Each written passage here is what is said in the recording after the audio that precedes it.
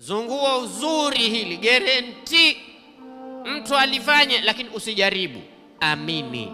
Usijaribu, amini.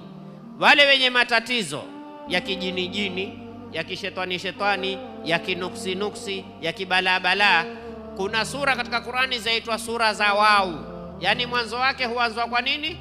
Kwa wau. Ni sura 17. Ya kwanza ni waswafati swafa, ya pili wadhariyati dharwa. Unaona imeanza na wau. Ya pili ni nini? Wadhariyati dharwa. Usiniambie niandikia, andika mwenyewe, sitoweza kazi ya kuandikia watu. Ya tatu ni waturi wa kitabin. Ya nne wanajmi idha hawa.